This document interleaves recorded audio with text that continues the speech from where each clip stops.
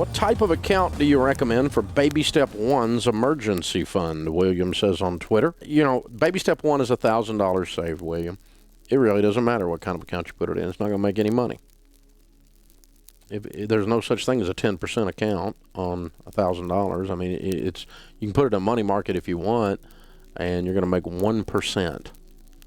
And so we're talking about $10 a year. So I don't care if you even put it in an account, is my point. I don't care if you keep it in the sock drawer. I just want you to have $1,000 set aside that you don't touch for anything. Now, if you want to put it in an account, it'd just be a little money market type account at your local bank where you can get to it if you have an emergency. The downside of keeping it on the sock drawer is you might think the pizza man at the front door is an emergency, and he's not. So you need to be careful about how you define emergency. This is just to be used for emergencies. One lady took hers and put it into a frame. She bought a cheap frame down at Walmart and wrote across the bottom of the frame, in case of emergency, break glass. And then hung the $1,000 behind her coats in her closets. It's because, I mean, you're not going to make any money on it, William. I mean, it's there just to be used only for emergencies. Only for emergencies. That's all it's for. And, you know, your little $1,000 account, hopefully. Now, when you grow the account up in Baby Step 3 to a full 3 to 6 months of expenses, then I'm going to keep it in a money market account. Even at that point, you're not making any money. Let's say you've got $15,000 in there at 1%. It's $150. I mean, it's no money at all. You're not making any money on this account. So the emergency fund is not about making money.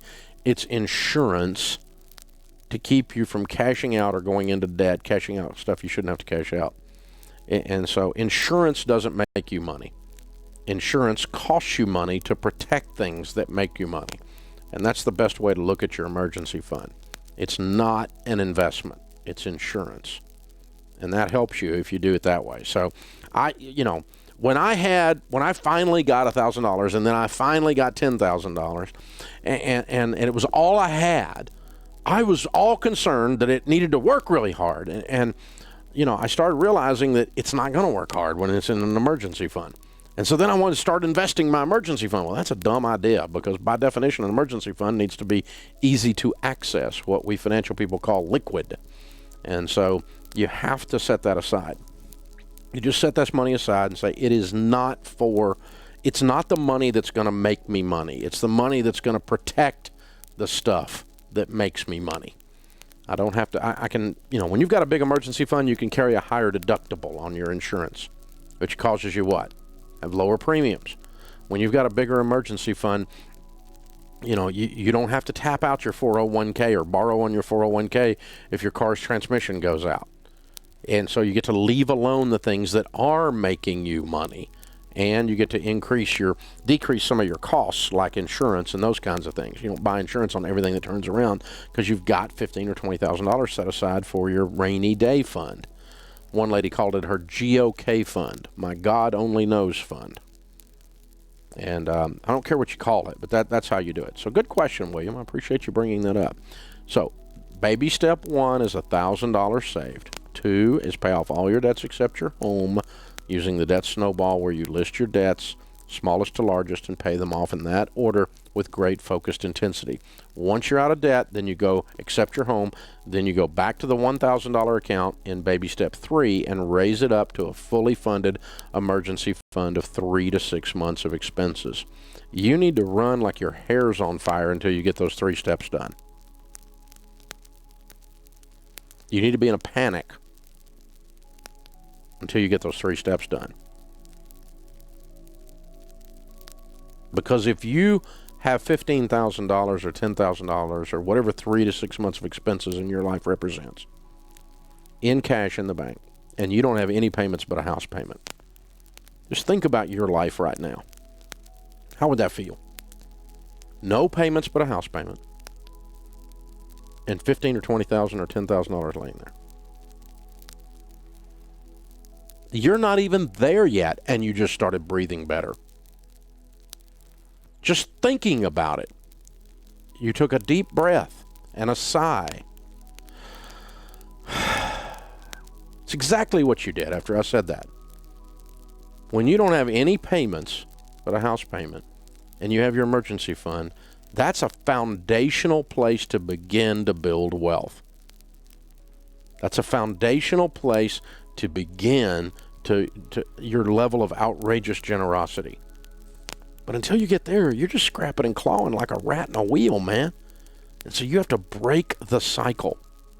You have to flip this thing on its head and make it behave. You've got to get so fired up and wired up that your broke friends think you've lost your mind. If people aren't making fun of you, you're probably not on track. Because people are stupid. People are broke. They Said and I Heard is the dumbest financial planning firm out there. Because if you look around, 70% of Americans are living paycheck to paycheck. $1.4 trillion in stupid student loan debt. Another trillion in stupid credit card debt. Car fleeces. 78% of the cars that leave a new car lot are fleeced right now. And most of the rest of them are financed. Stupid is on parade all around you. It's a clown show financially. You want to be that? I don't want to be that. That's where when I hit bottom, I mean, I didn't hit bottom. I completely splatted because I was stupid with steroids, man. I know what stupid looks like. I looked that boy in the mirror. I know who he is. He was wrapped around my neck.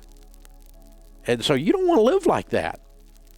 But your foundational stuff is to at least get rid of your debt, not counting your home. And at least get you a rainy day fund. And you don't need to be doing any investing until you get that crap straightened out. It's time to put on your big boy pants, your big girl pants. This is grown-up talk here. You're not in Congress. You have to live on less than you make. You have to apply yourself to these situations. You have to look in the mirror and look at each other as a married couple or as a single. Look in the mirror and say, no, we're not going on vacation. We're broke. We have 2 car payments and a credit card debt and a student loan that's been around so long we think it's a pet. No, we're not going out to eat.